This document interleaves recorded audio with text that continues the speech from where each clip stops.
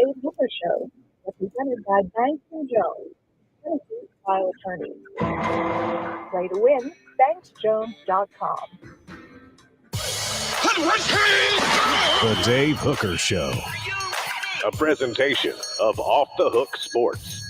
Objective insight, expertise, top guests. Available on YouTube, Apple, Spotify, and the Off the Hook Sports app.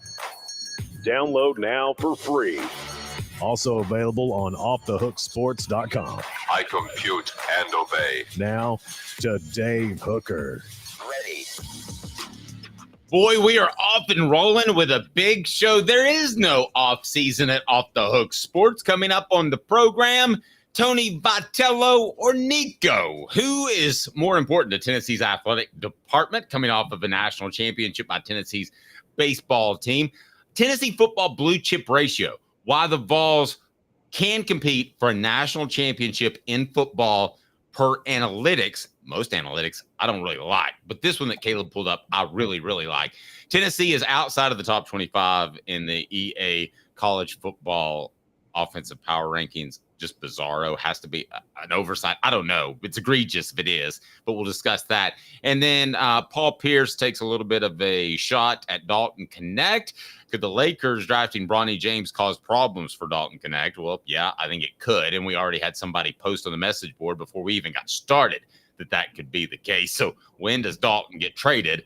I don't subscribe to that theory, but we'll get off and rolling on that.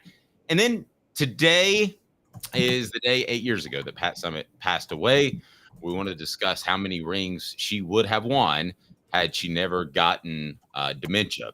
Doesn't seem like 8 years to me, Caleb. Does it seem like that to you? For me, I'm a little bit younger, so 8 years is so much longer ago. So much has happened in my life since that time. But yeah, it is weird that it was 8 years ago. I'm a little shocked by that, thinking about it. Okay, we'll get into that. And then our poll question is up and at 'em. Black Tennessee basketball jerseys are awesome, trendy. That is one that you can vote for. UGG, keep with tradition. 3, don't care at all. Why do we bring this up? Because Rick Barnes leaked out, unbeknownst to Nike and probably the University of Tennessee athletic department, that Tennessee would be wearing black jerseys at some point on WNML with Josh Ward. And I will tell you right now that I'm a weird person when it comes to sports. I don't remember jersey numbers. I sometimes forget if a team was wearing orange and white in a particular game. I notice by body movement who a player is more than jerseys. I think the only time I've ever looked down at a roster to find out who this guy was Bobby Graham and that amazing catch from T. Martin. So I really don't care at all. And I hate it when people say they don't care as a talk show host. I think that's lame. But it really doesn't affect me at all. I find it interesting that awesome, trendy is 75% and UGG, keep with tradition, is 25%. What would this vote have been, Caleb, had this been 15 years ago, 2009, when the Vols run out high school black jerseys against South Carolina with Lane Kiffin? It would have been even higher. I mean, I know you are a little bit different because you had to cover that team, so you had to look at those horrible jerseys and had to judge players based on the number, which from the press box, I'm guessing you were covering from the press box, was really hard to see. But it was a hot thing when Lane Kiffin and Tennessee did that, and largely because, in case you forgot, one of the biggest reasons that Fulmer was let go, I think, is people were a lot of younger fans were so sick of Tennessee just being stuck in their ways in a lot of situations and wanted a little bit of pizzazz on the program. And they were desperate for it with Lane. Okay, so I'm curious. You didn't get any feedback. I'm not talking about covering the team necessarily, but I got a lot of negative feedback from anybody that was over the age of about 50.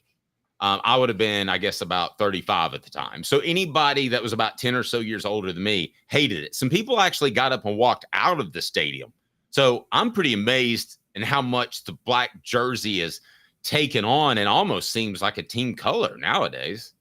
And you saw why Tennessee had a decade of dysfunction, because people over 50 in 2009 were so obsessed with staying a certain way, not realizing that like they had let the program fall apart because they had the whole, we're Tennessee and we stick to tradition. Okay, how'd that work out for you? I agree with that. Hit the like and subscribe button, but I'm going to defend Tennessee's fans, and I think you'll adhere to this, maybe not. But with all the USC East and all that stuff, it felt like Lane Kiffin wanted to win games, number one, and number two, wanted to flush Tennessee's tradition down the toilet. It did feel like that. It did. So look, Lane Kiffin was definitely more for the young fans in the sense and maybe it needed to be flushed, Caleb. I'm not saying it didn't. Yeah. So when people felt, you're right, Lane Kiffin was an overreaction of people were so sick of Tennessee. My generation was so sick of Tennessee sticking to tradition that they wanted just desperate pizzazz. But you're right, they didn't want the tradition flushed down the toilet. Now, a lot of us didn't know what you probably knew on the inside, Dave. We didn't realize that Lane Kiffin was putting it. It wasn't until he left that we realized he was putting the USC stuff everywhere and refusing to do the Maxims. And according to, and you can tell me how true this is, according to Josh McNeil, he's the one who came out and said Lane Kiffin is a snake and said screw Tennessee traditions to him. But then again, I took it with a grain of salt because, in case you forgot, Josh McNeil lost his starting job to, was it Cody Solins that year at center? And so I feel like he was just taking things a little bit personal. Yeah, fair enough. I tell you what, somebody on the message board just won a shirt, and I put my email in there because SEC football said, you're 50? Thought you were 30, Dave. So all you got to do is email me SEC football, and I'm going to take care of you with a shirt because that was my compliment of the day. And he's Caleb Calhoun. I'm Dave Hooker. It is time for today's tough question, and it's brought to you by Rick Terry, a Rick Terry jewelry design. You have got to check them out on Kingston Pike. Those fire opals, pretty awesome. Today's tough question. Take a side. Take a stand. The Dave Hooker Show, a presentation of offthehooksports.com. All righty. Who is more important to the Tennessee Vols moving forward? Nico or Vitello? They don't just rhyme. They happen to be really, really good at what they do. So I ask you, Caleb, who is more valuable to Tennessee's athletic department? And I wrote this on offthehooksports.com. Is it Vitello or Nico? And notice you didn't say Josh Heupel because that one would be obvious. It would be Josh Heupel. Yes, maybe I've done this before a time or two. But you think about the answer. I want to remind everybody it's brought to you by Rick Terry Jewelry Design. Go to rickterryjewelry.com. They want to be your jeweler looking for fire opals, affordable game day jewelry that are orange and awesome. All right, so which one? It's Nico. It's Nico Iamaleava. And the reason it's Nico Iamaleava is because Josh Heupel, I don't know how much long-term staying power he would have even with this offense without an early national title, because I think eventually it's going to be figured out. I think the move for Josh Heupel is to be able to win a national title early. So by the time people do figure out your offense, you have such credibility, you can recruit top talent at a high level no matter what. The only way he can win that national title early is with a quarterback like Nico Iamaleava. So therefore, Nico Iamaleava is way more important than Tony Vitello because the future of the program depends on Nico Iamaleava. If he doesn't deliver a national title for Josh Heupel over the next 2 years, Josh Heupel will not win a national title. That's crazy. You don't think he can get another great quarterback after Nico? Are you telling me he's a one quarterback wonder? Because if so, then people are going to tell Josh Heupel, you suck, you jackass. I think Nico Iamaleava is the only quarterback possible in the history of humanity that could play in Josh Heupel's system and win a national title when Tennessee does not necessarily have national title talent all over the field, which we'll get to in our next segment. I don't mean there can't be other great quarterbacks in the system. But Nico Iamaleava, I keep telling you, was created in a lab for Josh Heupel's system. Josh Heupel will have other great quarterbacks. He had Hendon Hooker. George McIntyre, I'm sure, will be great. Quarterbacks down the line will be great. There was no quarterback I've ever seen, Dave, literally designed in a lab for Josh Heupel's offense. And how often do you get a quarterback designed in a lab to run your offense? Okay, but here's the problem. You're shortchanging Josh Heupel. You're telling me that he has to have the perfect quarterback to win at the highest level. I'm telling you that he doesn't. Hendon Hooker. Okay, well, all right. You clarify, but Hendon Hooker was not an elite quarterback, but he played at an elite level. So I don't think Nico is nearly as important as you. Now, it is for this season, and don't get me wrong, but I believe if something happened with Nico, it would be terrible. It would be terrible. But Josh Heupel is such a good offensive coach that he would get something out of Merklinger or Gaston Moore, and Tennessee would have a respectable season. And I believe they would still push for the college football playoff around the 16 to 20 range, not really, really push. Okay. That's where I am on Nico. Now with Vitello, I think there's a good chance the baseball program falls off the face of the earth. So I'm going on Vitello. It is on our message board. You can answer that poll question right now. I'm sorry, on the YouTube page.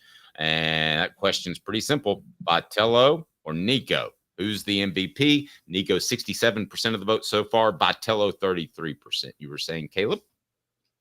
Hey, Dave, did Tennessee win a national championship with Hendon Hooker? Pretty good point. I don't think they did. So Hendon Hooker, while Josh Heupel made Hendon Hooker great, and he was a Heisman candidate, he didn't make him great enough to uplift their lack of talent elsewhere, did he? Hey now. Good point by Caleb. Yes. I'm saying to you that Tennessee needs a national championship because you may think I'm crazy on this. All offenses get figured out eventually. All offenses get. I don't think you're crazy on that. And I think there is a window. I completely agree with that. And I wouldn't be surprised if they changed the offensive line rules at some point where offensive linemen can go downfield on a pass and essentially block for the receivers, which Heupel benefits from. That is a huge, great point. And actually, let's bring up a name. Let's talk Nick Saban for a minute. Because that's the NFL rule. Right. If Nick Saban didn't already have 3 or 4 national championships when they changed the rules and he realized he had to go up-tempo offense, do you think he ever would have won a national title? Do you think he ever would have been able to recruit the way he did? Well, he had one at LSU. Because the rules hadn't changed yet, and it was still beneficiary to have the slow-paced offense with all defense and ground and pound during that time. So it fit what he wanted to do. But 10 years later, when Gus Malzahn took the SEC by firestorm with the offense and Nick Saban realized he needed to adapt, he adapted, don't get me wrong. But the only reason he was able to was because he could recruit so well. And Dave, the only reason he could recruit so well was because he had the national championships under his belt. What I'm saying to you is that either the rules will change or somebody will figure out Josh Heupel's offense. Josh Heupel, at that point, needs to have enough credibility as a coach to be able to get top 5 recruiting classes consistently. And I'm saying, do you think he can get that credibility without winning a national championship? Because I don't think he can. So you think the offense will be figured out and he's going to have to adjust at some point.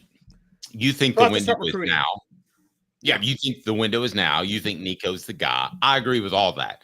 I think he's smart enough where he will adjust and be a successful coach for the next 20 years. I don't think it's going to be limited to that window.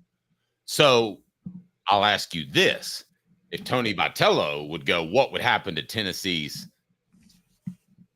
baseball program? Because did you see the video, by the way, that they showed of Condridge Holloway throwing out the first pitch at Tony Vitello's first game, Caleb? I did not, actually. There were literally like 6 people in the stands. So what would happen to Tennessee baseball if Tony Vitello did go? Well, I would actually have more faith in Danny White to make the right hire to keep the thing going. I mean, I would honestly just promote Frank Anderson to head coach at that point, the pitching coach. Why not? Overall, though, I get what you're saying. Tennessee baseball would fall off harder than Tennessee without Tony Vitello than Tennessee football if Nico Iamaleava doesn't perform. That part is true, but it's also like relative to scale, way more important for Tennessee football to not fall off at all than it is for Tennessee baseball to maintain a level of success. Yeah, when you look at the line item budget, the big number is football. Now, let me ask you this. another, and then we're going to move on because Tennessee is running up the blue chip ratio. You don't know what that means yet, but when Caleb explains it, you'll be very happy about that. But how about this? You have to choose between. So you're choosing Nico over Vitello. How about Nico over Barnes and Vitello? Ooh, Both of them Barnes? together combined? Yes. No, I'm going to lean Nico. And I'll tell you why I'll lean Nico. Barnes, how much longer does he have? Exactly. I don't agree with your stance, but I don't think Barnes changes it whatsoever, if that makes sense. Portions of the program are brought to you by our good friends at Varner Ford. Why Tennessee suddenly has the talent to win a national championship per analytics. This is not just Caleb and me talking. Varner Ford and Clinton. Big Ben 4x4, $29,743. A 2024 T250 low roof cargo van, $51,955. 24 model Ford F-150 4x4 crew cab, $46,929. Ray Varner Ford, your East Tennessee Ford dealership. What the? What was he thinking? Release the hounds. The Dave Hooker Show. Keep cool. A presentation of OffTheHookSports.com. All right. So I'm just going to turn this over to Caleb because he understands some of these analytics things better than me. I like to think I have my strengths. That's not one of them. Caleb, there's a blue chip ratio. Who puts it out? What is it? And why does it affect Tennessee? So the blue chip ratio is the longstanding theory. CBS Sports and 247 Sports puts it out that you have to have a majority of your signees on a recruiting trail over a 4-year period be 4 or 5 stars. A majority. And they track it, they show it, they go through history, and they're like, look at all the national champions. It's all above 50%. All of them, it's above 50%. You have to have a ratio above 50%. I do believe that. May I ask a quick interrupting question? Are these guys currently on the team, or this is where they signed? So are you saying, are you just judging the recruiting classes when they signed? Or are you saying Bob Jones is a junior and was a 4-star, so he's still on the team, so he counts, whereas if he'd gone somewhere else, he doesn't count? So I'm coming to that, actually, funny enough, because it used to be just for your previous 4 recruiting classes. That's what they did. They used up until 2023, it was your previous 4. The lowest ratio was Clemson in 2016, won the national title at a 52% blue chip ratio. But I mean, the average was in like the 70s. You got to be in the 70s blue chip ratio based on the averages. Now, they have changed it to, they're still going by that, but they have reorganized and looked at blue chip ratio when you factor in transfers and when you factor in just who's on the roster. And even at that point, Tennessee is nowhere on the list. Tennessee's on neither list. They don't have above 50% either way, either if you go transfers or just 4-year recruiting classes. And there's like 16 schools that have it above them. However, the author of the blue chip ratio, Bud Elliott, is considering Tennessee an outlier to be the first team to break the blue chip ratio mold, to say that they could be the first team without a plus 50% blue chip ratio to win the national championship. And his point is that they narrowly missed it because they're at 46%. And they have a transcendent quarterback in Nico Iamaleava. And one of the things that I've been saying, and he's now saying it with me, is that if you have a transcendent quarterback and you're somewhat in that range, you can ultimately still win it. He brings up last year Washington. They were outside of the blue chip ratio, but they got to the college football playoff because they had an elite quarterback in Michael Penix Jr. So he's saying that that could happen with Tennessee and maybe even go further. Now, another point I want to make is let's just start with that, Dave. He thinks that Nico Iamaleava is so great, and the combination of him with Josh Heupel's offense is so potentially potent that it could be the first combo to break the blue chip ratio mold. So he believes this, he's writing this is his own ratio, this is his own analytics, and he's saying that it could be broken. The trend could be broken. He's saying the trend could be broken because of Josh Heupel and Nico Iamaleava. Okay, now specifically, like 3 people ask about the secondary. So as it ties into this topic, could the secondary actually help Tennessee's blue chip ratio? Because they're not experienced. They let everybody go, or the guys were out of eligibility, and they bring in a bunch of new guys. But the Jordan Matthews of the world and Ricky Gibsons of the world are 4-star players. So is the second, people are asking about the secondary, and I can't tell you if they're going to be any good. I can tell you they're more talented, and I'm as concerned as you are about them.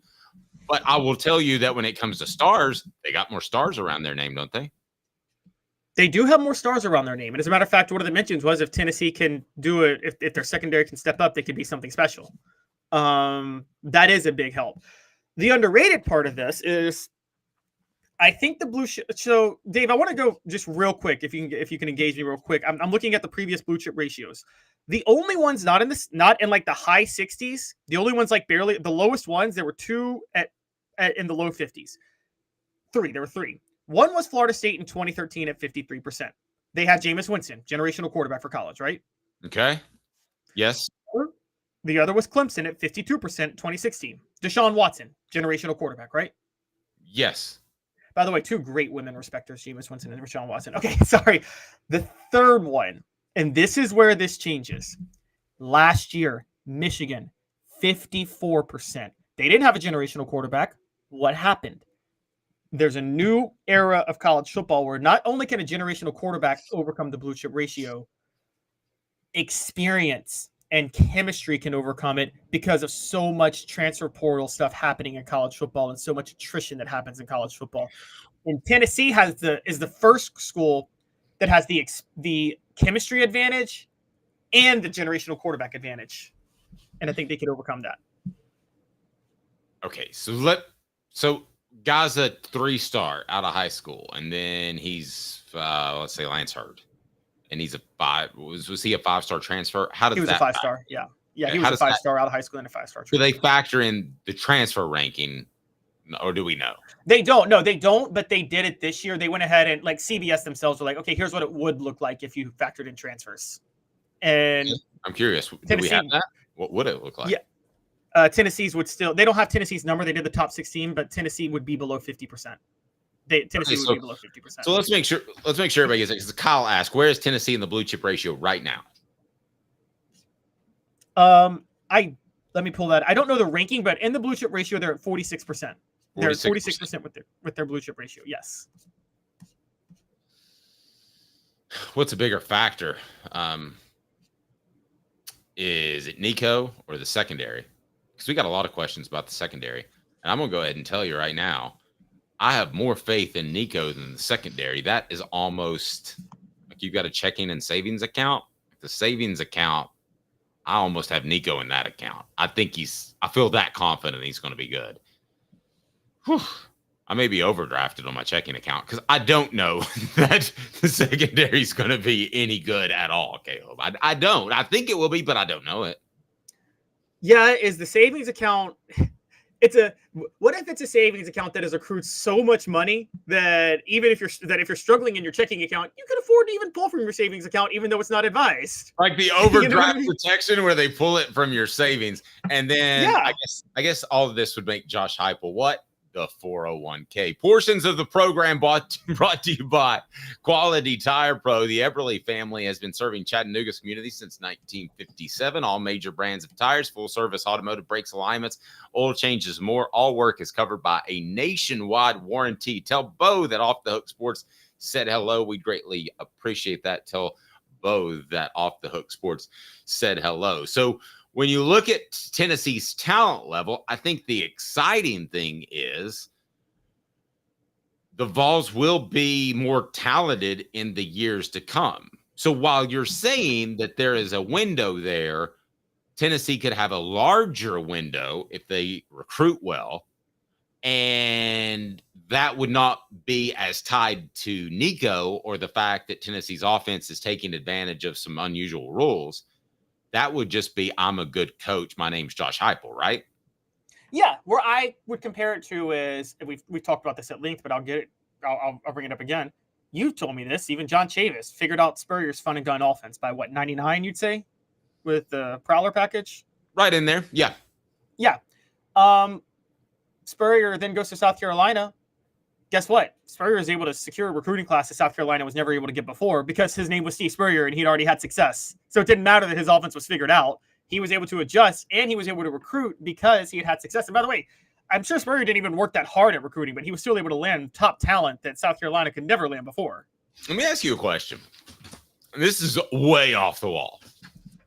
If the god of fate, whoever that might be, came to Josh Heupel in a private room in that office that I've gotten a tug line shooting from Philip Fulmer a time or two before. If somebody came to him and said, you can make the college football playoff every single year of your career, but you've got to run the wishbone, or you can take your chances with what you're doing now, what do you think he would choose? I mean, he could coach 20 years. So if you make the college football playoff 20 years, you're probably at least going to be in a championship game, right? You're probably at least that good where you win maybe even a national title. Surely if you're in it 20 years, you win a title. Well, that's debatable because remember this. Nebraska ran the Power I under Tom Osborne takes over in what, 75, 76, something like that? Yes. How many years did they run the Power I and stay in the mix before he finally broke through and got a national title? I mean, he was doing it for 20 years before he actually won it, right? It's a great point. Trevor says, Dave, I have a ton of faith in Nico, too. It's just against the top teams in the country. You can only keep up if you are solid in all areas. That's my hesitation this year. Well, I certainly don't blame you and completely understand that. We go to Not true. I'm going to disagree. Well, I don't think you have to be. I don't know if you have to be solid in every area sometimes. Sometimes I think you can be bad in certain areas and still be very successful. Okay. Michigan was bad at receiver. Okay. You think about this? What's the one position that Tennessee could be bad at and still win a national title? While I tell you about Don Self at State Farm, customer service still matters, guys. It's Don Self at State Farm. Everybody wants that low rate, but donself.net, donself.net. Call 423-396-2126. The number's right below. donself.net. Customer service still matters. So what's the one position? Have we already proven it that it's secondary, that Tennessee can be? Yeah, it is. Secondary. Now, they can't be as bad as they were against South Carolina in 2021 or 2022, where they gave up a touchdown every single drive. But, like, there's bad, and then there's transcendently bad. They just don't have to be transcendently bad. They can be bad. One of the biggest things that exposed Derek Dooley, by the way, Dave, when he was hired at Tennessee, and I look back, and remember his introductory press conference? And he was asked, like, so, where do you really want to focus your... Yeah, it was my date night. I told you that. Oh, yeah. When he said, dust your bridges off. But when he was asked, what do you want to focus on with defense? And his exact quote was, he couldn't even give it real X's and O's answer. He said, well, if you're going to win, you got to be good at everything. I'm like, you just don't know offense or defense or X's and O's, do you? That's what someone who doesn't know ball would say, right? I still ask you what he was great at. The great coaches are always great at something. Kirby Smart's a great defensive coach, especially in the front seven. Nick Saban is great in the back end of a defense. I'm talking about coaching fundamentals. Dooley would say he knows receivers and special teams. That's what he would say. No, I'll give him special teams. I'm not giving him receivers. I think they had talented receivers. I don't think that he produced talented receivers. Would you disagree with that?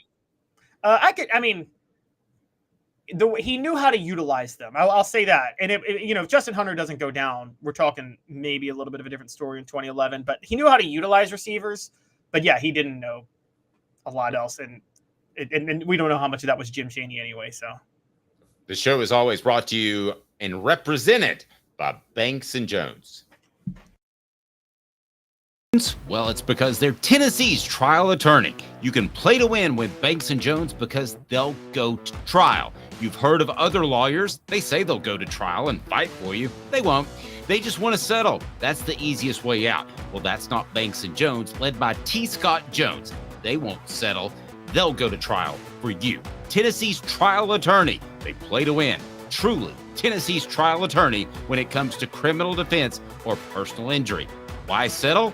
It's Banks and Jones. T. Scott Jones. BanksandJones.com. 19 years this year. I've been in the community since 1993. You're getting a lot of information. Unlike when you were working, they made the choice for you. Now you have to make the choice. Come to us and let us help you make it easy. Call Medicare Misty, MedicareMisty.com or 423-777-5577. Let us help them sleep at night. And we call her Medicare Misty.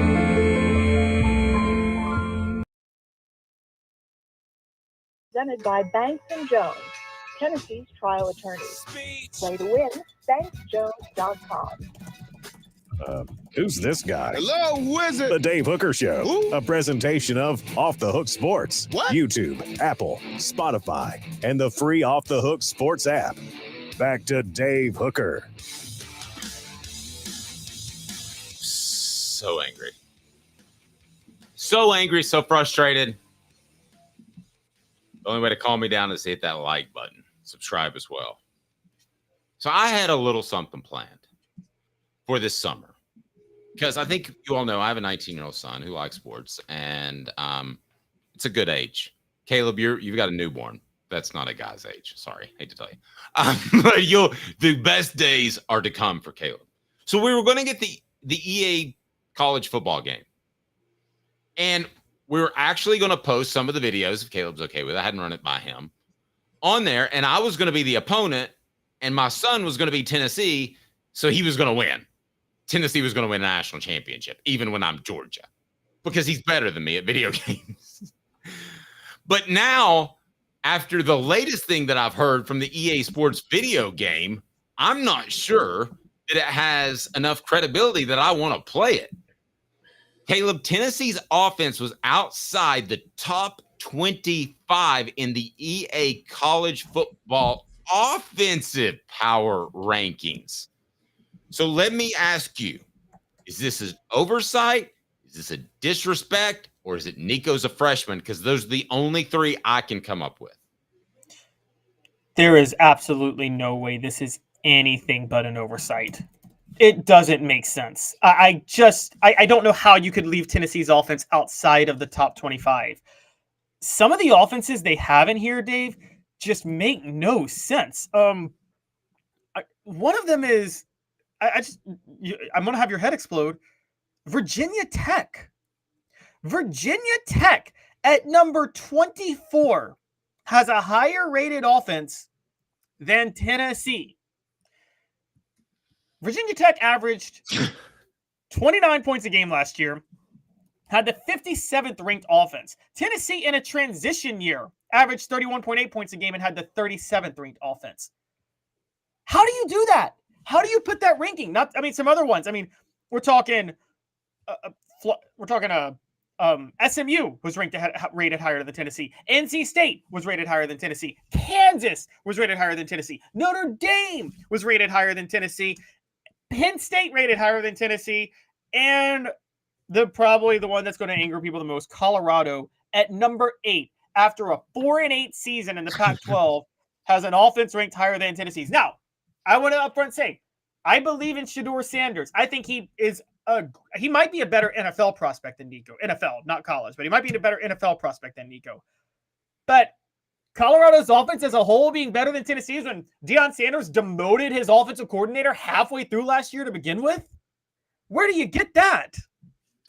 I don't know. I don't understand. It has to be an incredible oversight, and it would be embarrassing for EA Sports. I guess there's a possibility that somebody in their marketing department said, let's come up with something really goofy to get guys like Dave and Caleb talking. Is there any chance that was it, that this was premeditated, that this was orchestrated? I just don't see how, because you lose all credibility. If they came out today and said, oops, our bad, that was a horrible oversight, I would say, been there. And you have too, Caleb. We've all made mistakes when it comes to lists and those sorts of things. And I've left people off lists. I was like, Dad, blame it. So I would have some respect for them. I would be fine with it. But if just to stick by it, let me try to talk myself into Tennessee not having a top 25 offense. And I'm gonna throw them at you, and you tell me if that's just crazy. All right.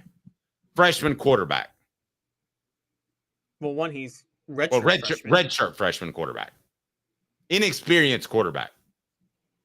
Okay. A good Oklahoma argument. has one too. Oklahoma has an inexperienced quarterback. LSU has an inexperienced quarterback. They're both ahead of Tennessee on this. So there's quite a few.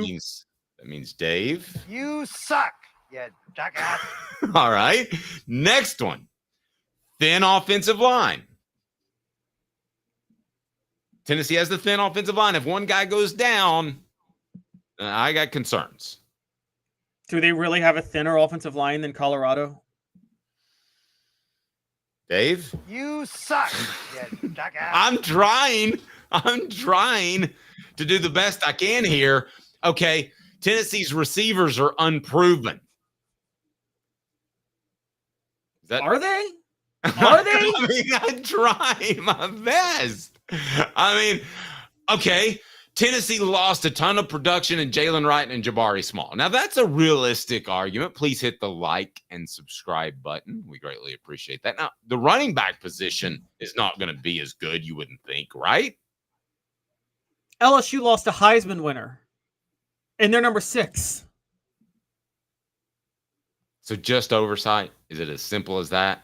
It has got to be an oversight. And by the way, I want to be fair to another school. I don't know who is doing these rankings because someone was high, because it can't just be an oversight, because Dave, USC was number 25. Now, Lincoln Riley, you can criticize his defense and a lot of things, but should the Lincoln Riley offense ever be outside of the top 10 in these ratings?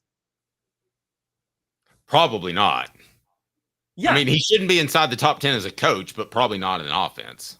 Yes. I think they're overvaluing returning quarterbacks, or quarterbacks they've seen play. Maybe that's the only thing, even though Oklahoma doesn't have that. So I don't know how they're so high, or LSU. So I think maybe not, actually. I don't know. They had a deck of cards with team names on them and just shuffled them out and threw them out. Like, oh, let's get this guy number 1. Let's get this team number 1. USC shouldn't be number 25 in offense. Tennessee shouldn't be outside of the top 25 in offense.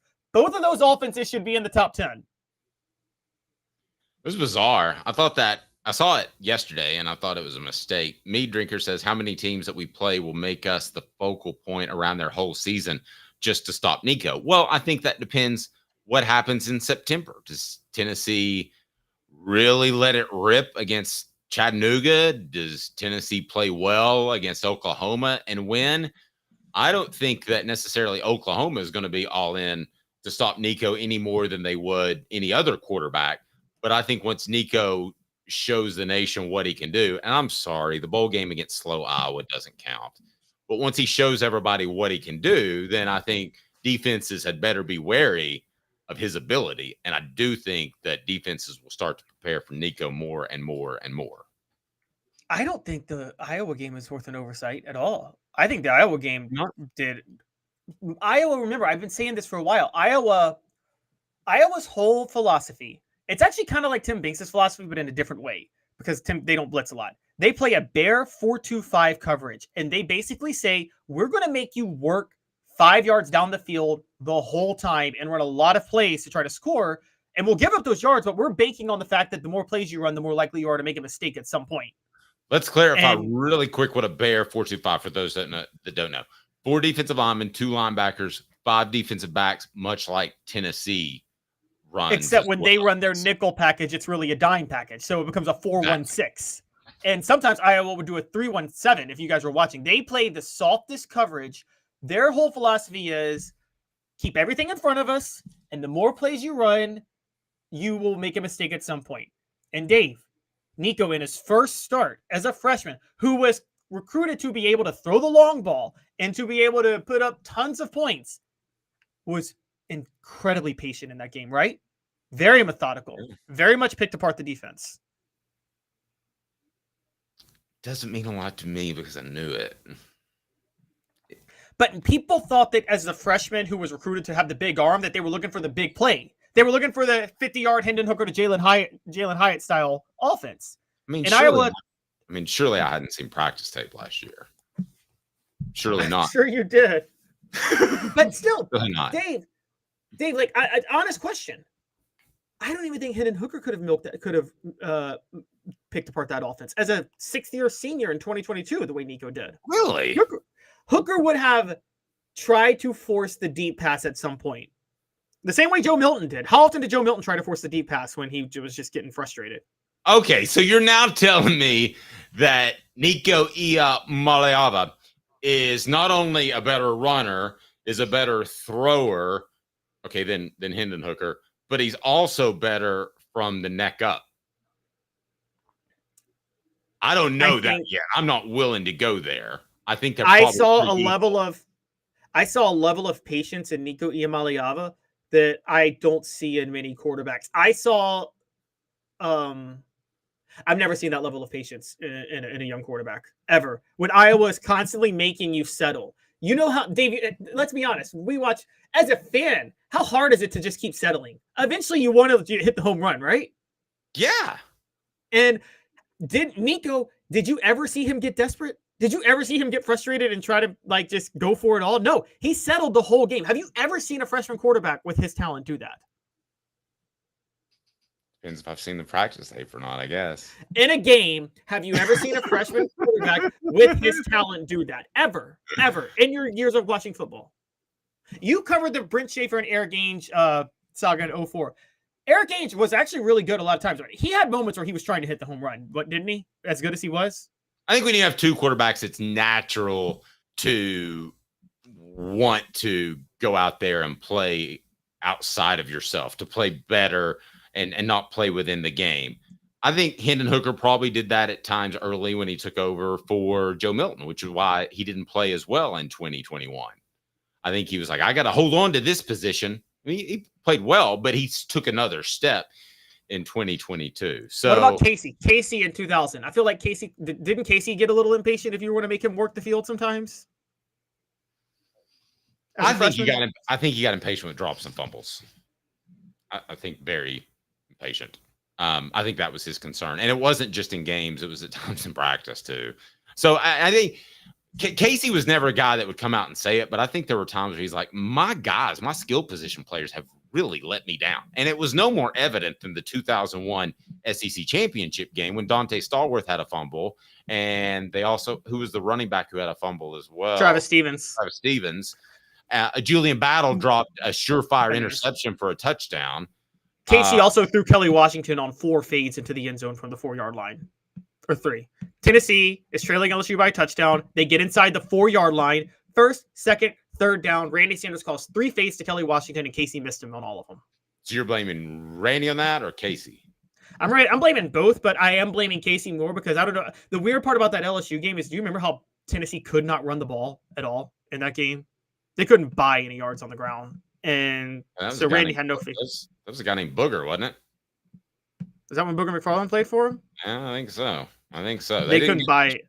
They didn't get a push. They did. The offensive line actually should have been ashamed with how they played that game, quite honestly. But yeah. So all I'm saying is that Nico ran a lot against Iowa in the Citrus Bowl, but all of his runs were smart runs where he knew it was only going to be like 4 or 5 yard gains. He ran a lot. He threw over the middle. He never, ever even tried the deep ball, I felt like.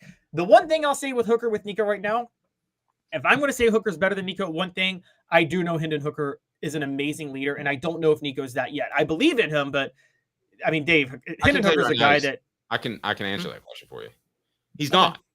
He's not an amazing leader right now.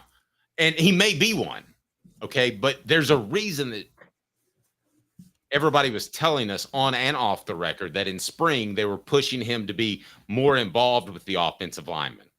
Remember that? They were pushing him to be more talkative. That's not his natural nature. His nature is a confident, quiet guy. That's not to say he can't change, but right now, no, I don't think he has the leadership ability of Hendon Hooker. And okay, so that makes sense. And Hendon Hooker, to be fair, among quarterbacks who are leaders, one of the best in Tennessee history, right? As just a leader of the team. Right. We're comparing something I drew to the Mona Lisa. I mean, it's just... Yeah. I mean, Hendon Hooker, I almost consider him like Peyton Manning level as a leader at quarterback. And maybe even like Peyton Manning's a better quarterback. Maybe Hooker was even a better leader because Peyton Manning, I think he had a lot of players scared of him. Honestly, Peyton did, with how he would come down on them sometimes. Yeah, Greg McElroy scared to death of him. Hemp House. The premier hemp dispensary online with a wide variety, great selection, and strict standards to ensure you only receive the best in CBD or Delta products. Go to hemphousechat2ts.com, hemphousechat2ts.com. Use the promo code HOOKED for 10% off. I have one person that will tell me the truth. I'm not going to tell you who it is, but they'll be at SEC Media Days. And I want to ask them, do you think Peyton Manning texted Greg McElroy and said, shut your big fat yapper? And this person will tell me the truth. I texted him yesterday and I didn't hear back. But this person will tell me the truth face to face. But I got to get them face to face. So that's what I'm working on for SEC Media Days. Everybody has these big, huge plans. Mine's to find out if Peyton texted Greg McElroy and said, shut your big fat mouth. Oh my gosh. I'll have other goals by the time it rolls around, but right now, that's my goal.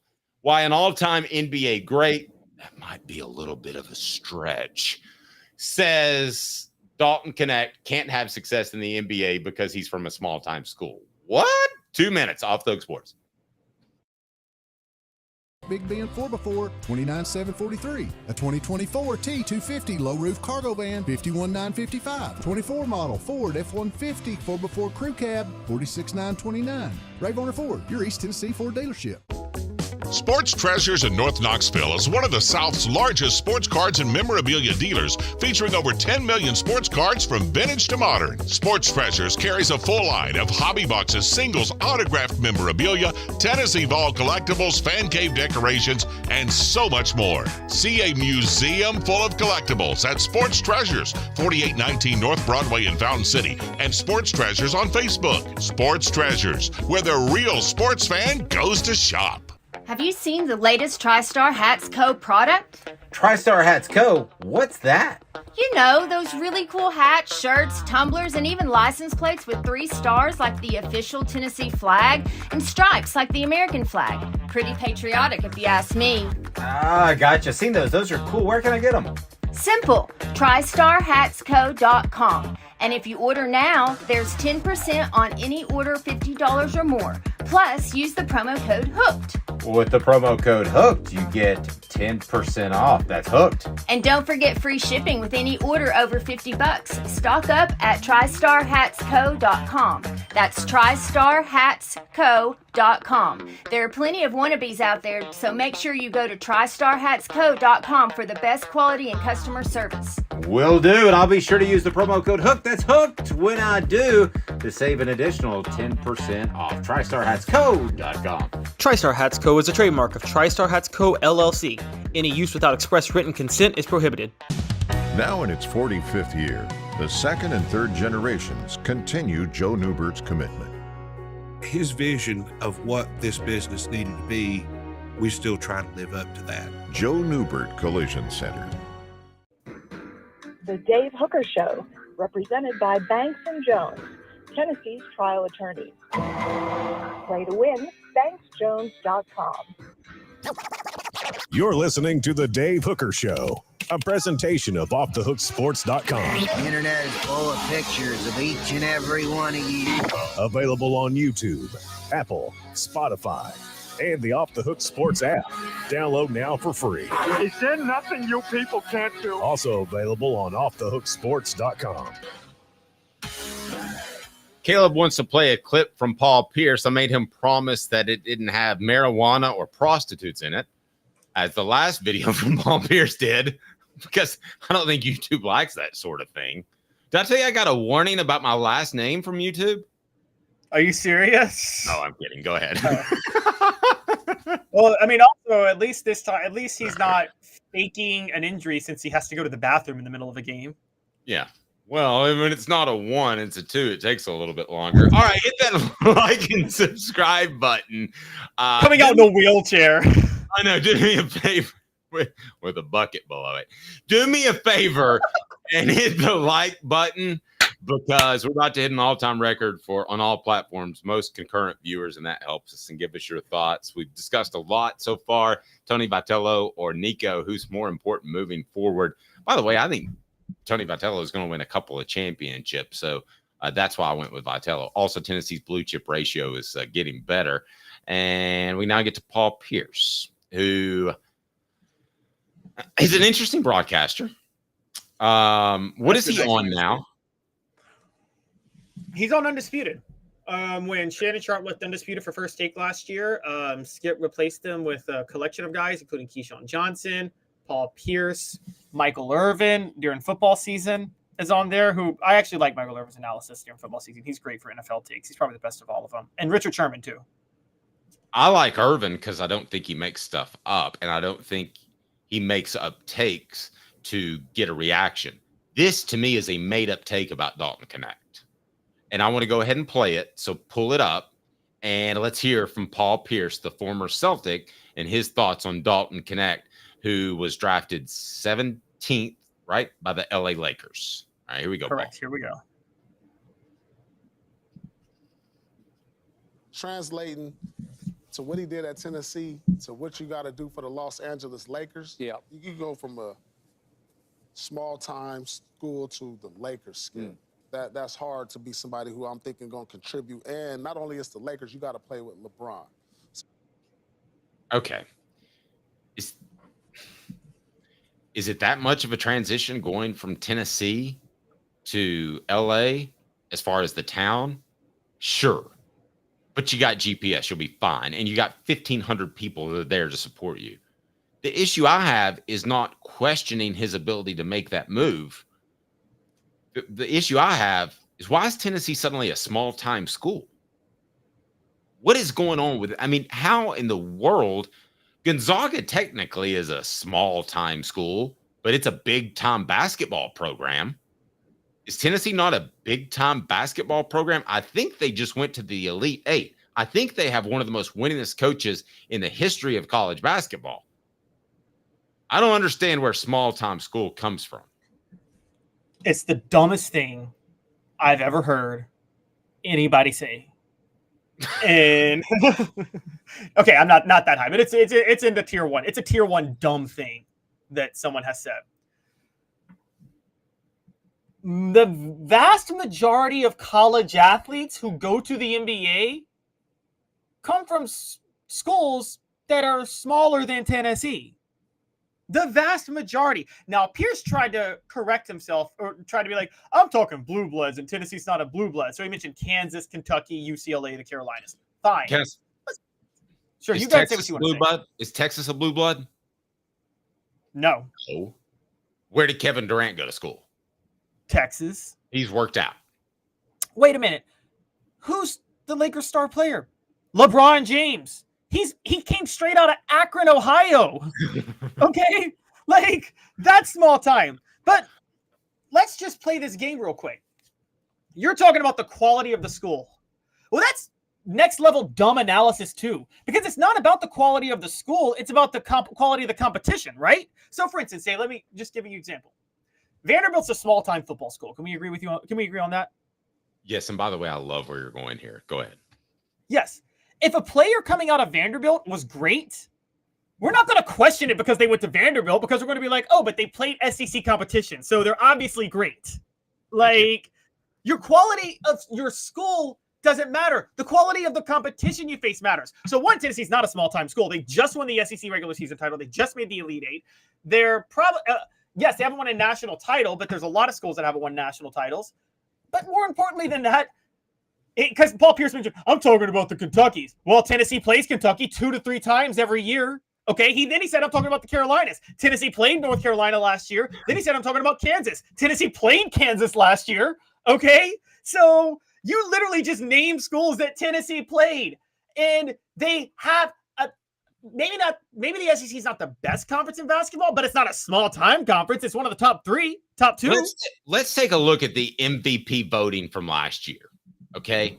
Nikolai Jokic, where did he go to school? He came out of Serbia. I know. Shai Gilgeous-Alexander.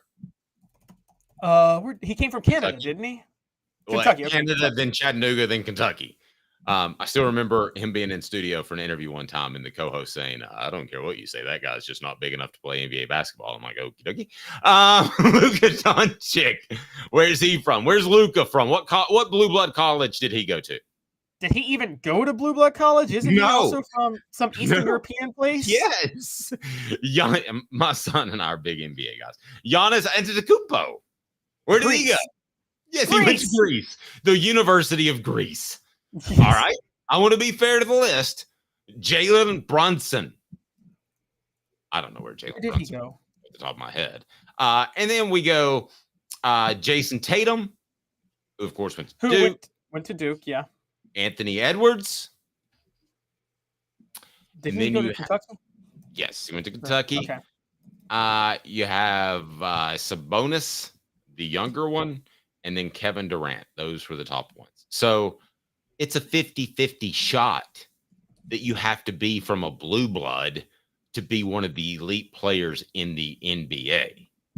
And it's even a better ratio if you just want to be a player in the NBA for a decade. I mean, I guarantee you, just because of the numbers, the ratio is like 80% people from non-blue blood schools. It would have to be just by numbers alone. Let's go. Go ahead. Let's play games of top 10 players of all time. Okay, Michael Jordan, blue blood, North Carolina. There, right? Okay, I can see. LeBron, Akron, Ohio, not even college. Kareem Abdul-Jabbar, UCLA, I'll concede. Magic Johnson, Michigan State. I'll call Michigan State a blue blood. Okay, so we're at like 3 out of 4 blue bloods. But then wait, I'm gonna stop you and correct me if I'm wrong on the message board. I don't think Michigan State was a blue blood when Magic made it to the final game. I think they were blue blood because of Tom Izzo. But we can move on. Because he won a national title at Michigan State, maybe that it doesn't matter if they were blue blood or not, so you'll give him the break. I will concede that. Because then I can go Larry Bird, Indiana State University. Okay, 3 out of 5. I can go Tim Duncan, Wake Forest. Well, if Tennessee's not a blue blood, Wake Forest is certainly not a blue blood. Okay. Chris Paul. I thought of Chris Paul, Wake Forest, another non-blue blood. Bill Russell. Want to know where he went? I know. San Francisco.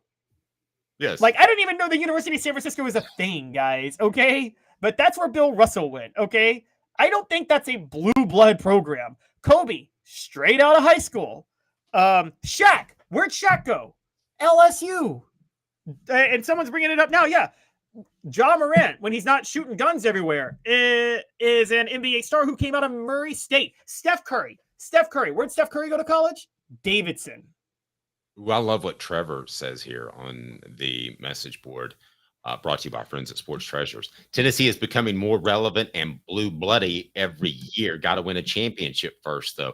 I agree. People that have not lived in Knoxville or don't know the Tennessee fan base don't understand that they have a very, very good basketball fan base. I'm not comparing it to Duke because it's football first at Tennessee, and I get that, but I think it's a very underrated fan base. If Tennessee wins a championship, I don't know that they're immediately blue blood, but they're knocking on the door like Gonzaga was for about a decade. They're right there for being a blue blood. I mean, is that too strong? You can, if you think I'm crazy, go ahead and tell me. If they won a national title, I can't call you a blue blood with 1 national title. I don't know if I can call you blue blood with 2 because Florida's got 2, and I don't consider them a blue blood. I consider Florida a total product of 1 head coach that had success. And so I think you have to win. You're right. Can any team in the SEC be a blue blood because it's a football conference? Maybe the question. Well, Kentucky is a blue blood. Besides Kentucky. Yes, here's what makes you a blue blood. And this is my rule of a blue blood. You have to win multiple national championships and at least 2 coaches have to have won a national championship at your school. There. How about that? At least 2 coaches have to win a national championship at your school. And that's good. I like that. And I'm going to add to it. It has to be in 2 different decades. Perfect. 2 different decades, 2 different coaches. So if Arkansas wins a national championship again in basketball, they might have a blue blood argument at that point. That's a great particularly point. With them losing Eric Musselman. Yeah. So, yeah, I think that because right now I think Arkansas is just a product of Nolan Richardson and their success. And I know Nolan got crazy at the end and maybe said some stuff he shouldn't have said, but maybe he should have been respected a little more when he was at Arkansas too, because they haven't repeated the success they had with him. Yeah. So do you believe you're younger than me, but while we're walking the face of the earth, do you believe that Tennessee will ever be a blue blood? Because what you're saying is Rick Barnes would have to win a national title, retire, and then somebody else would have to come along and win a national title. That would make Tennessee a blue blood. Are you telling me that can happen? Or are you saying crazy? Well, Rick Barnes is knocking on the door. We can agree with that, right? Yes. We can also agree that 70 this month, I believe.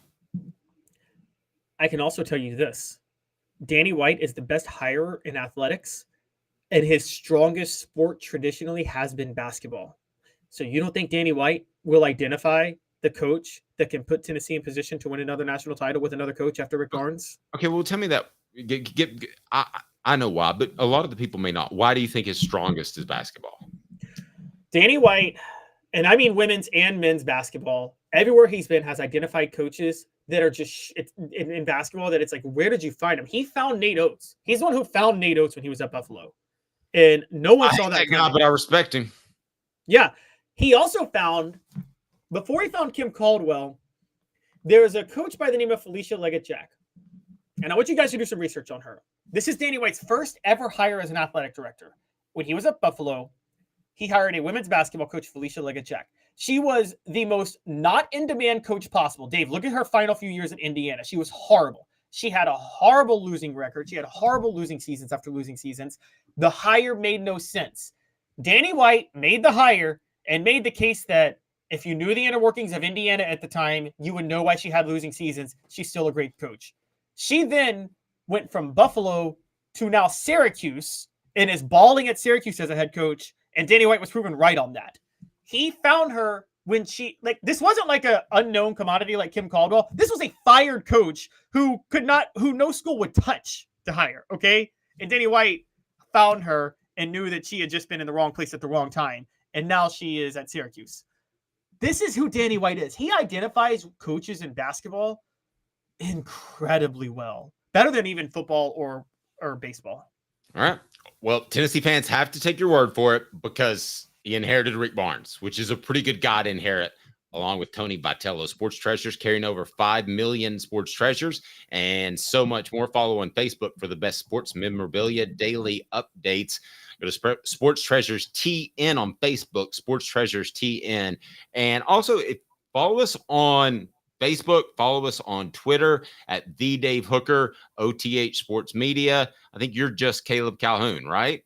And then our Facebook page, you can certainly check that out like that for the latest on Off the Hook Sports. And you can always go to offthehooksports.com. That's what we highly encourage. Hang tight with me. And then I don't like the fact that Bronny James got picked to the Lakers. Don't think that's great for Dalton Knecht. We'll tell you why. 2 minutes. Caleb Calhoun, Dave Hooker, Off the Hook Sports. 5th year, the second and third generations continue Joe Neubert's commitment. His vision of what this business needed to be, we still try to live up to that. If we wouldn't put our family in it, we're not going to put their family in it. If you're going to say that you're doing the best work in Knoxville, now saying it's one thing, producing it and providing it's another. The largest family-owned collision center in Knoxville is Joe Neubert Collision Center. Hi, I'm Rick Terry, and we at Rick Terry Jewelry Designs pride ourselves in the highest quality craftsmanship from a family-owned business here in Knoxville for over 35 years. At Rick Terry Jewelry Designs, we also take pride in being an affordable option for all your game day accessories, especially those fire opals. At Rick Terry Jewelry Designs, we want to be your jeweler every day and especially on game day. Go Vols! Hi, Mike Davis here with City Heating and Air, reminding you to always dare to compare. Our team provides quality local heating and air service, installation, and maintenance across East Tennessee. We use only the best equipment like American Standard heating and air conditioning for your residential, new construction, or commercial needs. Honesty, dependability, and customer satisfaction have been the cornerstones of our business since 1961. City Heat and Air. Dare to compare. Experience it all at Varner Ford in Clinton. Need a quick fix or maintenance? Visit our Quick Lane Tire and Auto Center. Keep your Ford running smoothly with the experts in our service department. Ready for your next Ford? Our sales team is here to guide you to this 24 Ford Bronco Sport Big Ben 4x4, $29,743. A 2024 T250 low roof cargo van, $51,955. 24 model Ford F-150 4x4 crew cab, $46,929. Local you trust, experience you can afford. Varner Ford, your East Tennessee Ford dealership. I'm your Huckleberry. What's up, everybody? This is Jacob Warren, asking you to like, subscribe, and share. Dave needs this. The Dave Hooker Show, represented by Banks & Jones, Tennessee's trial attorneys. Play to win, banksjones.com. Objective coverage. Hey, that's new. If we get caught, we're going to jail. The Dave Hooker Show, a presentation of Off the Hook Sports. YouTube, Apple, Spotify, and the free Off the Hook Sports app. I'm going to need to see some identification. Back to Dave Hooker. Again, having a lot of fun today as we're going to get into Dalton Knecht and LeBron James' son drafted. What does that do for Knecht's future at the Lakers? Also, Pat Summitt passed away 8 years ago today. How many championships would she have won had she not gotten dementia? Interested to see what Caleb has to say about that. Go ahead and click that like button for me. We're at actually an all-time record for concurrent viewers on all our platforms. That's pretty awesome. So let's see if we can hit another mark. Go ahead and hit like if you haven't subscribed. Do that to this point, and we greatly appreciate it. Thank you for being a part of the program. We here every single day at 10 a.m. and we love to do it. He's Caleb Calhoun. I'm Dave Hooker, but we couldn't do it without you. Be sure and support our sponsors. That is the key. So thank you so much for doing that. So did you sit? Yes. Before we start this, yes. You ever lost your keys? Have I ever lost my keys? You're gonna laugh. Yeah, you're gonna laugh at this quick story. Yeah. Have you ever lost your keys? Well, sure, yeah. I spent, guys, 2 hours yesterday looking for my keys because I couldn't find them anywhere. I just found them as during commercial break between the seat cushion and the armrest of this chair. And it was like, I don't know how it got wedged in between there. But yeah, no, I just found them live on the show. Well, I'm glad you did that. Looking for keys is about as exciting as watching the second round of the NBA draft, where Bronny James was picked. And I've got a big problem with it, Caleb, as it may affect Dalton Knecht. Do you? Yes. Yes, and I will tell you exactly why I had it. Let me be upfront about this.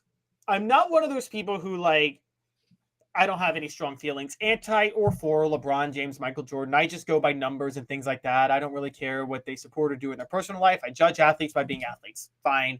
As long as you don't do some snake stuff like Hugh Freeze does, I'm not going to judge usually the character of people in sports. I also am not one of those people that doesn't think Bronny James could have ever made the NBA. I think he could have. I think he needed to develop more in college. He was drafted before being properly developed, and it's obviously ridiculous, and it's going to cost him in the pros. It was very obvious he was not ready for the NBA this year, and the Lakers still took a pick on him. They obviously took it because LeBron strong-armed them. If he strong-armed them to do that, he's going to strong-arm them to play him. Yes, he is. Now, do you know the depths of which he strong-armed them? Have you heard this report? Which one? The agent of Bronny James, which is LeBron James's agent, his name escapes me, went to the other NBA teams and said he'll go play in Australia for a year if you draft him. He forced everybody's hand. Are you telling me that LeBron James wasn't behind that? Are you telling me that LeBron James isn't going to be behind Bronny James playing more in the Dalton Knecht if it comes down to it? If it's close, if it's 60-40 Knecht, and I know they don't play the exact same position, but we're talking about minutes. Well, Caleb, and this is the thing. I think LeBron would push for his son. I would push for my son in that position. It doesn't make him a bad guy. You would too. Yes, and here's the issue. So Bronny is a shooting guard, they say he could be a backup point guard. He's not a point guard. He's an undersized shooting guard, which is fine. This day and age, there's a lot of 6'2", 6'3" shooting guards, right, Dave? That's fine if you have the right talent around you. He can't play point guard. D'Angelo Russell is the point guard, so Dalton Knecht's not going to play point guard. So the opening spot to complement LeBron right now, what they'll probably do is move LeBron to the 4 at power forward, and so you have the shooting guard and the small forward as the spots for floor spacing. That is where Dalton Knecht and Austin Reeves are supposed to come into play. Bronny James, LeBron will strong-arm the Lakers to take minutes away from Knecht or Reeves for Bronny James. And here's the issue is that while I think Knecht has more long-term potential than Austin Reeves is the veteran right now. And so I'm thinking next year when LeBron is trying to win a title before things go, he wants to win a title with his son being a key factor in the rotation, which I don't think is possible. And the odd man out on that could end up being Dalton Knecht, quite honestly. And here's the other. LeBron's a master manipulator of narratives. That's why many teammates over the years have been, we'll say, thrown under the bus, not by him, but by his media team in certain ways. You don't think for 1 second that if he's trying to prop up his son, that he could maybe generate a narrative, force a trade, and generate a narrative to devalue Dalton Knecht. Absolutely. And I mean, I could make the argument that LeBron is better than Michael Jordan. Okay, I know how to do that, and a lot of people believe that, and I think it's very close. I think Michael's a little better, but it's very close. I think it's which you prefer, which is cool. Okay, we could talk clutch, we could talk ability to pass for LeBron, we could do all that stuff. But the bottom line is, LeBron is more about things working out for LeBron, where Michael Jordan was more about winning. So if this was Michael Jordan's son, it'd be, son, you're not as good as Dalton Knecht, so you ain't playing. I don't think that's the case with LeBron. Now, I've never spoken to them personally. I do not know them. But I believe that firmly, that Jordan would have said, sorry, ain't happening, buddy. Dalton's better. I don't think LeBron does that. Well, also because part of that is Michael Jordan has such a will to win. He cares about winning over anything, including his own family. I mean, let's just put that out there. That's my point. It may make him a bad human being, but it would be good for Dalton Knecht. Yes. This is why Michael Jordan's kids end up with people like Larsa Pippen. LeBron would never let his son, to his credit, date Larsa Pippen. I can tell you that right now. LeBron would be like, Bronny, you're not dating her. She's crazy. She's toxic. She will derail you. Okay? And Michael Jordan will be like, nope, my son can go date Larsa Pippen, because Michael Jordan, bit of an absentee father because he was so focused on winning. Let's just put that out there. Which kid? All of them. Bit of an absentee father. The one in Knoxville? SEC bit of an absentee. Did you know about the one? Not Larry Bird level. Larry Bird just straight up ignores a kid, I think, which is horrible. And then Karl Malone ignores a kid who is a product of a 13-year-old that he molested. And I don't mind saying that straight up out loud. He's a terrible person. Today would be a great day to arrest Karl Malone. Okay, that was a sidebar. But Michael Jordan and LeBron are different in that way. But I think LeBron's going out of his way. I think LeBron's at next level of looking out for his son is only going to hurt his son long term. Don't you agree, Dave? I think LeBron thinks he's doing the best for his son. Oh, it's but you're hurting your son. He's putting more pressure on him. It's going to hurt him. There's no question in my mind. Zero question. TriStar hats for the latest in TriStar hats. Go to the original TriStarHatsCo.com. It's right down below. TriStarHatsCo.com and use the promo code Hooked, and you'll be taken care of there as well. Man, those hats are awesome. I love them. You can see one right over here, right behind me. That's the Trucker USA cap. They've got, of course, Tennessee caps as well. So check it out. And also, I want to thank Rick Terry Jewelry Design for helping fill out our set with those fantastic pendants, and the cufflinks have Power T on them. Hit like and subscribe now and go to rickterryjewelry.com. We greatly appreciate that. I do think that Bronny James has had more pressure put on him. I don't think this is great for Dalton Knecht. Now, a lot of people were on the message board, and one person, I'm sorry I missed who it was, said I wanted him to go to a younger team. I didn't. There was talk that he could go to Charlotte. I didn't want to say that. I didn't want him to go to a younger team. I wanted him to go to a contender. He did. So, like, after he was drafted, I was like happy for Dalton. Now I'm not happy for Dalton because of Bronny James. I don't think this is a good fit to get minutes. Somebody posted on the message board, and thank you, Trevor, for ordering the TriStar hat. Please let them know that you heard about it from Off the Hook Sports. I didn't think of this. Golden State would have been a great fit for him to replace Klay Thompson, who's suddenly very old. Part of that's because of injuries. And mentally weak. Dalton Knecht is so much mentally tougher than Klay Thompson. If Klay Thompson were not protected by Draymond Green and Steph Curry, he'd have had a playoff meltdown where he never recovered again, the likes of Nick Anderson with the Magic in 95. Go look that up, guys. Nick Anderson's playoff meltdown with the Magic. Well, but he is Nick Anderson, so that doesn't surprise me. They're both second-level players. Yes, but you can be second level and be mentally tough. He was mentally weak. Kobe was a second-level player. Y'all can hate me on that. He was Shaq's sidekick. He was Robin on most of his title teams, but he was mentally tough. And so kick with Paul Gasol. That's crazy. Pau Gasol should have been the Finals MVP in 2010 over Kobe. Look at the numbers. That doesn't mean that he's not. That doesn't mean that he's a better player than Kobe. He was Pau Gasol. He was Pau Gasol's sidekick on that Finals. There, y'all can hate me for it all day. I don't care. Numbers don't lie. Kobe was the most inefficient player in NBA history. He's a top 10 player of all time, but he's massively overrated, and he's not anywhere close to top 5. Okay, back to the point of eyes don't lie either, and I can tell you're wrong. But actually, Obi-Wan said your eyes can deceive you. Don't trust them. Let me ask you this. What becomes, now that you know of Bronny James, what becomes of Dalton Knecht's career? Because I thought as long as he holds up his end of the deal, because some people get paid, Caleb, and they're like over it. And he's going to make $4 million a year guaranteed. So he could get over it.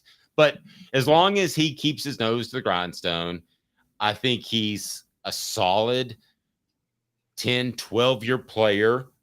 Borderline starter, right into that. Might be a good 6 coming off the bench because he can score. Now with Bronny James going to the Lakers, I feel like he is going to be like Christian Laettner. Christian Laettner actually had an okay NBA career. He just played for 15,000 teams. And nobody ever knew where to watch him or that sort of thing. If you look at his stats, he had an okay career. I think he actually made the All-Star team like 3 years. So it's not like he was horrible. I feel like that's going to be Dalton Knecht's career. We're going to follow him from place to place to place and never really have an idea of his impact on the NBA because he's going to end up getting run out of LA by LeBron. I hope so much that I'm wrong, but I believe that's the case. Well, so with Christian Laettner, one of the things that hurt his NBA reputation, because it's underrated how successful of a career he had, what hurt his NBA reputation was he was good. Minnesota drafted him to be their franchise player, which was stupid. Sure. He wasn't a franchise player. So when the Timberwolves drafted Kevin Garnett in 95, I think they traded out Christian Laettner because they wanted to put more of the onus on Kevin Garnett to kind of emerge into that star player. And that was a smart move. That was a smart move. Kevin McHale made very few smart moves in his career as the T-Wolves general manager, and I can say that as a Kevin Garnett fan because Kevin McHale is the worst GM of all time, except that draft pick he made in Kevin Garnett. But so let me ask you this: so project Dalton's career. I say 10 to 15 years. We talked about this yesterday. I think he's a 10 to 15 year guy. Averages for his career like 12, 13 points. Sharpshooter.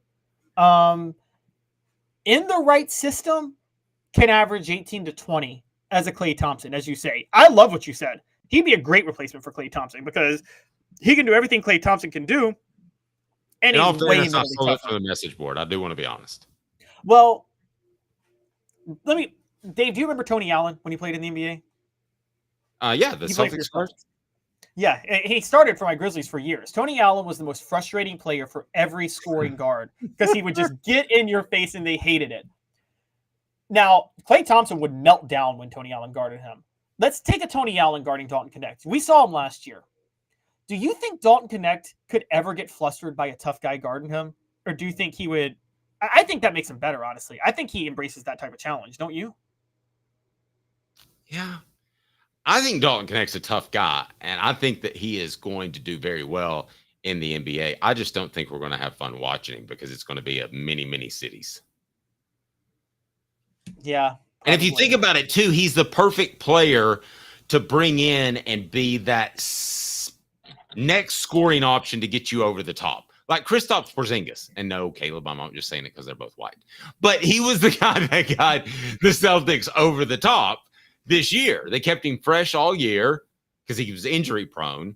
And then they won a title because of a couple of games that he had in the playoffs. I don't think they win it without him. Now, I'm not saying Dalton Knecht's going to have injury issues, but he is the type of player that you think, I'm one player away, so I'm going to go get Dalton Knecht. And I'm afraid that he's going to play for over 4 teams in his NBA career, which, listen, there's nothing wrong with that. I like traveling.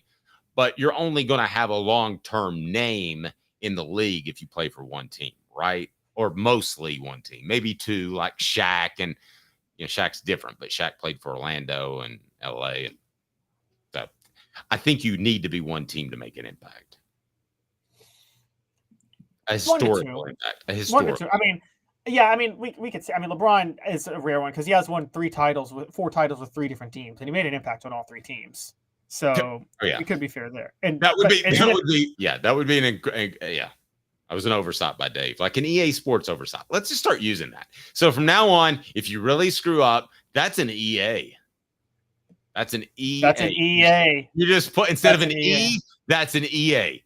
It'd be an EA if you didn't join Hooker's Corner. We want you to be there right now. Caleb, can you put the link in there? Because you can join for just $9.98, and you will have an opportunity to win awesome prizes. How about this month, the John Henderson helmet that we're giving away, and that will be at the end of the month. Autographed by John Henderson, the mini helmet is right here, and it's pretty awesome. So all you have to do, and you can click on that QR code right there, is just for $9.98. You'll get more interaction with me and Caleb. You'll get recruiting info, as that'll start to heat up before too terribly long after a light weekend with the upcoming holiday. So we want to be sure that you're a part of all that we do. So join Hooker's Corner today. Be a John, just $9.98 a month. You have the opportunity to win all kinds of prizes and get more interaction with me, Caleb Calhoun, and great recruiting info. All right. So one last thing that I wanted to get to, and I saved it for last because it's a bit of a serious topic. We don't get that serious on the program a lot. But this day in Tennessee sports history is about Pat Summitt. She passed away 8 years ago today. How many rings would Pat Summitt have won if she didn't get ill? I'm going to say, and this is going to be controversial, but I'm going to say 2. That would give her 9 total? 10. That would give her 10. Okay. I don't think that's controversial. Why do you think that's controversial? Because 2 in 8 years is pretty good. Yeah, but so after Pat Summitt had to step down, UConn won 5, including 4 in a row. So there's the idea that they wouldn't do that if Pat Summitt wasn't there. But don't you think she would have won? Don't you think she would have pulled some of those recruits that won champion, at least 1 or 2? This is where it's hard for me to say. And look, the reason Pat Summitt didn't get a national title out of her last 4 years is probably because of her dementia. I think it cost her in coaching in a couple of those tournaments. I think she could have gotten 1 even during the Maya Moore era. I do think that. I was told people started to see signs. You're right. I was told people started to see signs 4 and 5 years from her actually stepping aside. Yeah, I had heard that too. The problem is that Pat Summitt, as great as she was at building women's basketball in general, she was very archaic in many of her philosophies. And I can point to just why she canceled the series with UConn. She didn't like that UConn was using ESPN as a locational advantage. She thought that was unfair and unethical to use the ESPN studios as an advantage for them to recruit. And it was a violation, for the record. It was a violation, but it was a secondary violation. And Dave, secondary violations, coaches do them all the time for advantages because you'd rather get the secondary violation and get the player. And yeah, but you'll never hear me say this about any other coach. You ready? Mhm. Pat Summitt would pass on the player for a secondary violation. I know she would. She would. So you're saying that she wouldn't bend the rules enough in today's day and age because she was so by the book? Yes. And I think that was costing her. And by the way, that was costing her all the way back in 2000.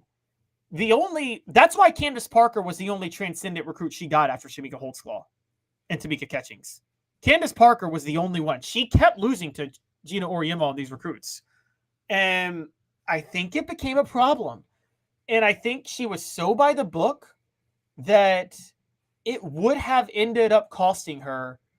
She still would have she's Pat Summitt. So just her name alone is going to get top-notch recruits. Right. You know what I mean? So, and she knows how to coach. She could have developed and adjusted, but her X's and O scheme, what I'm saying, but I just don't think she would have ever. I can't sit there and say that if she's around, she lands Brianna Stewart, or if she lands Asia Wilson or Aaliyah Boston, or like these superstars that are going to South Carolina right now. I can't say that she was ever going to land them because I think she wasn't willing to use unfair advantages.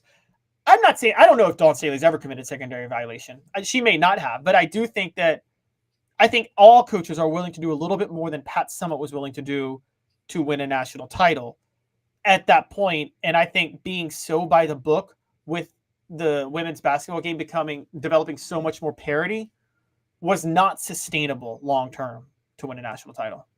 That's the other thing that you mentioned in passing that I think we need to be sure and point out. Winning 2 out of 8 is probably analogous in this day and age, let's say over the last 8 years, to winning 6 out of 8 in the 90s. I mean, yes. There's just so much more parity. It was going to be so much more difficult to win. I don't have a problem with 2. I mean, I don't even think that's really controversial, Caleb. I think 2 is a good number because of the way the game has changed. So I would take 3 or 4 even, me personally, but I can't say that that's crazy that you think it's 2. I don't have that at all. And I want to address one thing because actually Kyle made a good point. And I'm just going to share the comment real quick because he said she would have changed with the times just like Rick Barnes because she's a great coach. Now, there's a lot of talk, maybe, and this is why it's so unfair to bring this up because she passed away before we could ever see. Maybe she would have pulled a Nick Saban, which is fought against, this type of recruiting, fought against it, and accepted it and said, you know what, I'm going to have to do it. It's very possible she could have done that because Nick Saban fought against the changing offense, and he said, you know what? I'm going to have to do it. And that's a great point with Rick Barnes. Dave, how long were we saying Rick Barnes needs to get away from this philosophy he has? It's killing him in the tournament. And he stubbornly stuck to it until last year when he's like, I want to get a national title. And he revamped everything. Maybe she would have done that, but she was very, very principled and very, very proud of the way she built Tennessee. I don't think she would have done that. I don't think she would have changed anything drastically in terms of how she handled recruiting and potentially towing the line or stepping across the line in recruiting. Now, it is worth noting she would be 72. So this would be her late 60s that she would be winning these mythical championships that we're discussing. So, I mean, age would have been a factor. But I'll say this, being around Pat Summitt as many times as I was, she was a person who seemed 15 years younger than she was. I'm actually surprised when I Googled it and she would have been 72 now. I would have guessed like 64 because she just seemed so much younger than she was. I covered a couple of practices. She had more energy than all her players. She did. Actually. She did. And I've said it before. You could sell tickets to those practices, could you not? You could. So entertaining. It was Pat Summitt was there are those type of coaches that you are just scared of as a player. And you feared Pat Summitt when Sorry, go ahead. Yeah, I mean, you feared her. You feared her in a good way, by the way. In a good way. She was, I mean, that stare thing wasn't like that was real. If you ever covered her practices, she gave me the stare, Dave, because I went to do an interview with Sydney Spencer. I didn't know. I was a freshman at UT, so I didn't know the protocols of like calling the SID to get interviews and stuff. So I just walked into a practice onto the court one day, and I'm like, hey, Coach Summitt, can I speak to Sydney Spencer? And she was kind of confused because she didn't know the protocol. She's like, whatever. And then like, I guess it was Craig Pinkerton came around and was like, that's not how this is done. You got to do this. And then, and basically Pat Summitt backed me. She said, let him do the interview now. And then she said, now you know how to do this next time. And it was like a stare, like, don't ever try this again. Such a great person. I'll share my one Pat Summitt story. My wife is not the biggest sports fan in the world, not much of a sports fan at all. And she's been around Philip Fulmer, Lane Kiffin, Derek Dooley. Didn't do anything for her. It could have been the same guy that recently fixed our washer and dryer. It doesn't mean anything to her. She met Pat Summitt. We walked around a corner. My wife talks too much, but she was speechless. Could not shake her hand, could not introduce my daughter. That is the type of person Pat Summitt was. When she walked into a room, the room felt different and it felt more important. So I will go ahead and Meat Drinker says, you mean you let her around Kiffin? Well, I was there. So it was just on a football field. Nothing happened, fortunately. That would have been an issue. Hard to cover a guy. I don't know. Maybe it's not. But ultimately with Pat Summitt, I think that presence in recruiting would have won her a couple of the prospects that you mentioned. I really do. He's Caleb Calhoun. I'm Dave Hooker. I do want to close it with this. Rest in peace. And you are greatly missed, Pat Summitt. And I continue to think about you, and a lot of people do. Prayers and thoughts to your family, your teammates, your players, all those people that you helped throughout the years on this anniversary of your passing. For Caleb Calhoun, I'm Dave Hooker. This has been a